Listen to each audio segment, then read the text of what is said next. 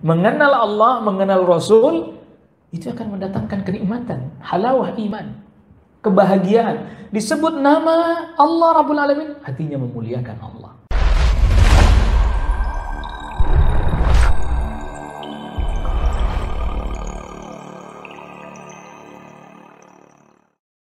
Para ulama menjelaskan bab pintu yang penting diantaranya nama dan sifat. Oleh karena itu juga Al-Quran penuh menyebutkan nama sifat-sifat. Karena dengan menyebutkan nama dan sifat Allah, kita jadi kenal Allah Rabbul Alamin. Nah, mengenal Allah itu adalah merupakan kelezatan tersendiri, punya kenikmatan tersendiri. Jadi misalnya gini loh, kita disebutkan nama seseorang yang kita sangat kenal, bisa jadi, bahkan bisa jadi orang itu nggak kenal kita deh. Katakanlah artis terkenal disebut namanya dan Anda sangat gandrung, ngefans banget lah sama itu artis misalnya. Terus disebut namanya, kira-kira responnya Anda gimana? Senang apa biasa aja? Spontan, respon spontannya ada. Kita, oh ya yang itu ya, itu langsung gitu kan. Oh yang begini itu ya, oh itu saya tahu banget itu, saya tahu detail banget tuh kesukaannya apa. Lihat, langsung dipancing sedikit aja langsung banyak bicara. Karena dia sangat kenal sekali. Dan kelihatan wajahnya tuh berseri-seri dan bersemangat. Nah, itu kan makhluk kenal makhluk ya. Coba Anda nggak gitu kenal. Disebut nama seseorang, Anda nggak gitu kenal, nggak gitu tahu. Lihat responnya. Biasa aja? Biasa aja. Dingin-dingin aja kan? Dah, nggak ada respon apa-apa. Yang ada malah, siapa tuh? Ini namanya, respon seperti ini berarti bahwa dirinya kosong dari informasi tentang apa yang sedang kita sebutkan. Minim informasi atau bahkan belum tahu. Ketika dia sudah tahu, dia akan merespon. Oh yang itu, oh yang begini, oh yang begini itu ya. Sama juga tentang Allah Rabbul Alamin. Ketika disebutkan nama Allah, orang yang sangat mengenal Allah, mengetahui Allah Rabbul Alamin, ada responnya. Ada responnya, respon senang, respon bahagia, mengagungkan, memuliakan. Itulah yang Allah Subhanahu wa taala sebutkan di permulaan dari suratul Anfal. Ayat kedua.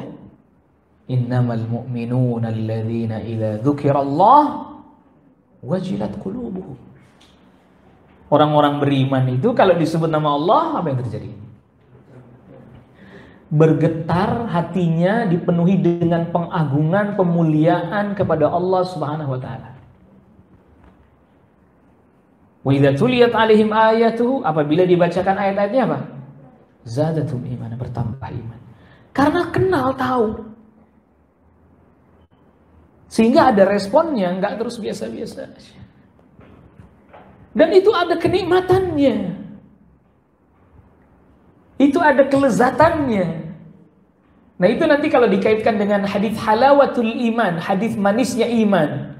Ayyakunallah wa rasuluhu ahabba ilaihi mimma siwahuma. Yang Rasul sabdakan, salatun man kunna fihi wajada bihinna halawatul iman. 3 hal yang kalau itu ada pada diri seseorang, dia akan dapatkan manisnya iman. Yang pertama, ayyakunallah wa rasuluhu ahabba ilaihi mimma siwahuma. Allah dan Rasulnya paling dia cintai melebihin yang lain. Bagaimana dia bisa mencintai Allah dan Rasulnya sedangkan dia tidak kenal? Maka mengenal Allah, kalau pelajarannya usul salasah, mengenal Allah, mengenal Rasul, itu akan mendatangkan kenikmatan, halawah iman, kebahagiaan. Disebut nama Allah Rabbul Alamin, hatinya memuliakan Allah. Disebut nama Rasul sallallahu alaihi wasallam, hatinya mencintai Rasul sallallahu alaihi wasallam karena beliau sallallahu alaihi wasallam adalah penyampai wahyu dari Allah Rabbul Alamin. Yang kita tidak akan mengetahui agama Islam tanpa melewat beliau sallallahu alaihi wasallam. Dengan makna ini sahih benar. Maka Al-Quran dipenuhi menyebut nama, sifat, perbuatan Allah. Di dalamnya terdapat kelezatan. melebihi daripada kenikmatan-kenikmatan yang disebutkan di surga. Makanan, minuman, nikah dengan para bidadari dan seterusnya. Itu disebutkan juga di dalam Al-Quran.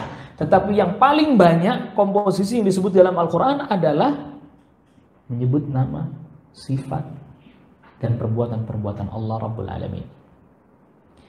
Sehingga Syekhul Islam Ibnu Taimiyah juga yang pernah katakan, ini dikutipkan oleh Imam Ibnu Qayyim, inna fid dunya la jannatan.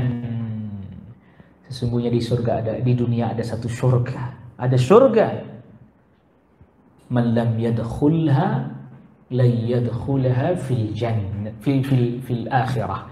Siapa orang yang enggak pernah masuk ke dalam surga dunia ini, dia enggak akan pernah bisa masuk dalam surga yang ada di akhirat. Apa surga di dunia? Zikrullah.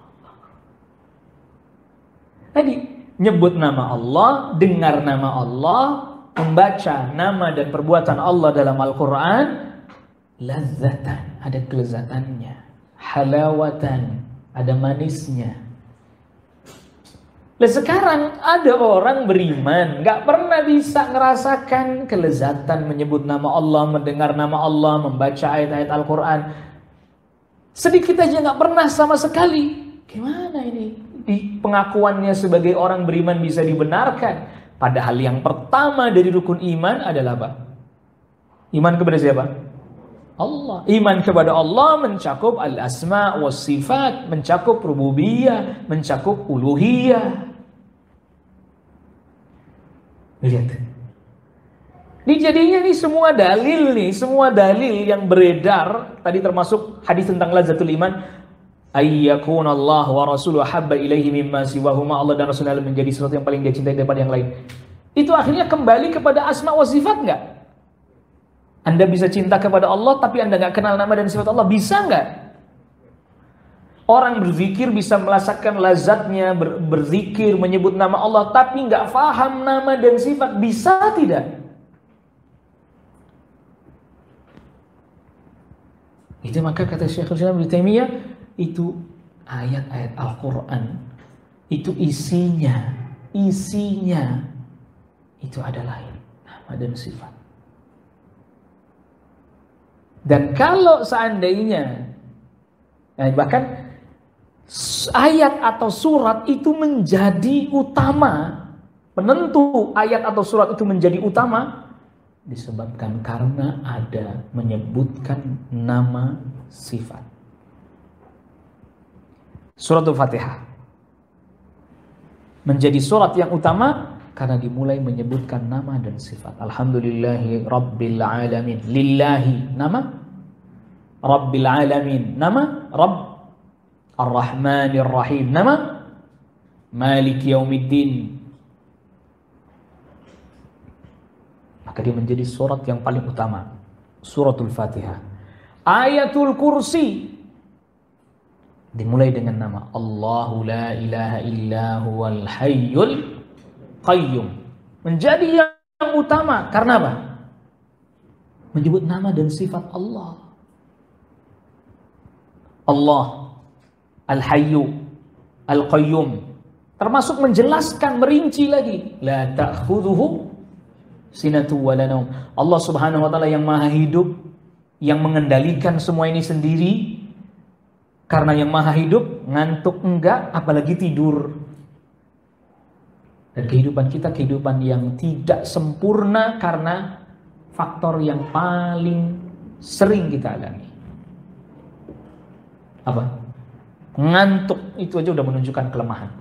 Jadi kalau Anda dapati orang itu ngantuk, itu kelemahan jelas. Sekarang pertanyaannya, siapa orang yang gak pernah ngantuk? Siapa ada manusia gak pernah ngantuk? Coba. Gak ada. Tidur. Siapa kita yang selama hidup dari kecil sampai sekarang gak pernah tidur? Ada. Tapi malaikat ngantuk enggak, tidur enggak? Ya, tapi yang jadikan mereka seperti itu siapa? Itu bukan kekuatan mereka sendiri, bukan kemampuan mereka sendiri. Jadi hadis yang menjelaskan tentang ayat yang paling utama, ayatul kursi, Itu penyebabnya karena disebut nama sifat Allah. Dia menjelaskan nama dan sifat-sifat Allah. Suratul Fatihah karena dia menjelaskan nama dan sifat-sifat Allah. Suratul Ikhlas dia jelasin apa? Nama dan sifat-sifat Allah Subhanahu wa ta'ala. Yang Rasul sabdakan ta'dilu thulutsal Qur'an. Surat Al-Ikhlas setara dengan sepertiga apa? Al-Quran. Karena memang sepertiganya Al-Quran memperkenalkan Allah bil alamin, tauhid. Ini semuanya menunjukkan keutamaannya. Seperti bagaimana hadis orang yang ngimami, asal ngimamin habis baca surat yang lain, baca surat Al-Ikhlas dia baca surat yang lain. Dia ada seorang imam di Masjid Quba, dia salat ngimamin habis baca Fatihah, baca surat Al-Ikhlas baru baca surat yang lain. Terus seperti itu. Ketika Rasulullah SAW datang, mereka komplain. Datang sama Rasulullah SAW. Rasul, ini imam kami ini aneh ini. Kenapa? Dia salat ngimamin habis baca Fatihah, baca Al-Ikhlas baru baca surat yang lain. Kita maunya dia baca surat Fatihah, langsung aja baca surat lain, nggak usah baca surat Al-Ikhlas. Kata imamnya, ya, nggak apa-apa, Anda cari imam lain saja. Tanya oleh Rasul, kenapa? Inni la uhibbuha. Saya mencintai suratul Ikhlas. Kenapa? Li'annaha sifatur rahman. Karena dalam surat Al-Ikhlas terdapat sifat Allah. Ya ada nama, ya ada sifat di dalamnya. Al-Ahad, nama Allah. As-Samad, nama Allah. Mengandung sifat kan? Ya. Yang lanjutnya, lam yalid wa lam yulad wa lam yakul lahu kufuwan ahad. Ini adalah merupakan penjelasan terhadap Al-Ahadus Samad. Yang mulai dari lam yalid wa lam yulad wa lam yakul lahu kufuwan ahad, itu penjelasan dari Al-Ahadus Samad. Sebagaimana yang di ayatul kursi, Allahu la ilaha illa huwal hayyul qayyum. Ya kan? Ayat selanjutnya itu menyebutkan, menjelaskan tentang makna Allah Al-Hayyu Al-Qayyum. Menjelaskan itu. La ta'khudhuhu sinatun wa la naum. Lahu ma fis samawati wa ma fil ard. Itu menjelaskan itu. Allahu la ilaha illa huwa, kan gitu kan? Hanya Allah saja yang berhak diibadahi. Al-Hayyul Qayyum, yang hidup. Al-Qayyum itu yang mengatur jagat raya. Ya tentu dia juga yang menguasai dan memilikinya. Maka dia kehidupannya sempurna, nggak ngantuk, nggak tidur. Maka pengaturannya sempurna karena lahu ma fis samawati wa ma fil ard. Man dzal ladzi yashfa'u 'indahu illa bi idzni. Enggak ada yang bisa memberi syafaat di sisi Allah kecuali dengan izin Allah. Allahu la ilaha illahu. Mempertegas itu. Termasuk juga mempertegas berarti hanya Allah yang punya syafaat. Yang lain enggak punya. Yang lain kalau diberi izin baru illa bi idzni. Termasuk juga mempertegas Al-Qayyum. Allah bukan mengatur jagat raya ini sebelum kiamat. Setelah kiamat juga Allah yang ngatur.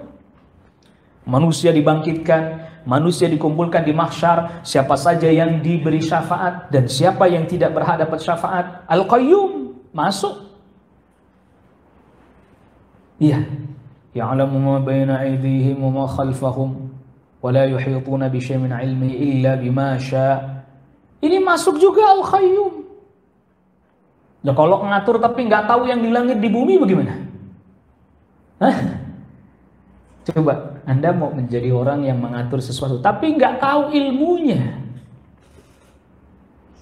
Maka ayat-ayat ini, ayatul kursi, intinya ada pada Allah, la ilaha illallah, Al-Hayyu dan Al-Qayyum. Intinya ada pada di sini. Lanjutannya perbincangan ayat sampai akhir menjelaskan tiga nama ini.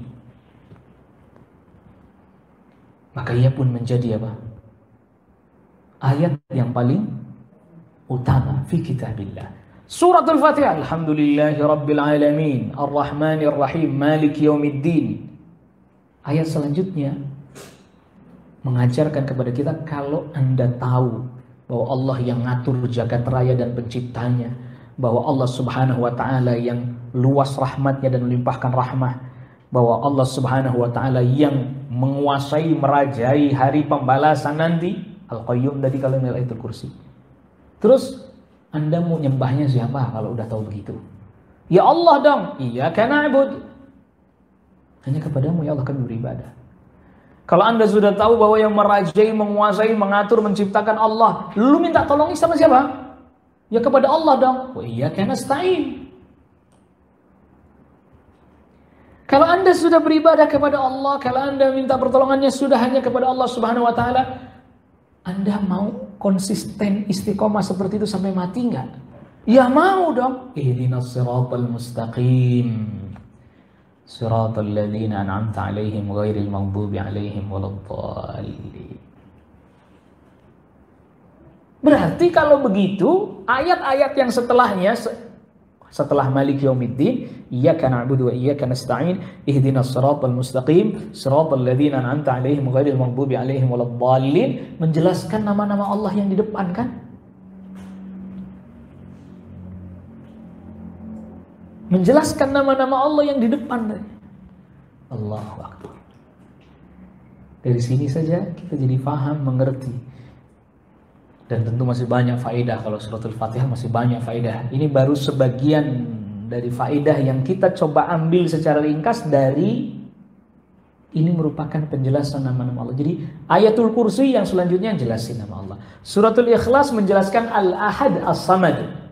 Lam yalid wa lam yulad wa lam yakul lahu kufuwan ahad. Surat Al-Fatihah menjelaskan Alhamdulillahi Rabbil Alamin Ar-Rahmanir Rahim Malik Yaumiddin. Selanjutnya, termasuk tadi kalau Anda sudah tahu bahwa hanya Allah yang diibadai, minta pertolongan, mau nggak istiqomah? Begitu ya mau, iya istiqomah, minta istiqomah. Agar jangan sampai seperti orang Yahud, tahu ilmu tapi tidak istiqomah mengamalkan. Jangan seperti An-Nasara, semangat untuk mengamalkan, istiqomah semangat mengamalkan tapi nggak disertai dengan ilmu. Maka ihdinas siratal mustaqim bukan hanya kita minta hidayah semata, berhenti, minta hidayah agar dijadikan istiqomah. Termasuk istiqomah mempelajari nama dan sifat. Termasuk istiqomah dalam menunaikan kewajiban-kewajiban uluhiyah dan rububiyah. Iyyaka na'bud, kewajiban uluhiyah. Wa iyyaka nasta'in, rububiyah. Atau bahasa lainnya, istiqomah sampai mati di atas tauhid. Wala tamutunna illa wa antum muslimun. Enggak akan sampai juga sampai wala tamutunna illa wa antum muslimun, mati dalam keadaan Islam kalau tidak mengenal nama dan sifat. Oleh karena itu juga di antara tanda husnul khatimah adalah orang yang akhiru kalamihi la ilaha illallah. Itu terkait dengan al-asma wa sifat. Allah itu kan nama Allah mengandung sifat. Permulaan dakwah la ilaha illallah. Akhir dari kehidupan ditutup dengan la ilaha illallah.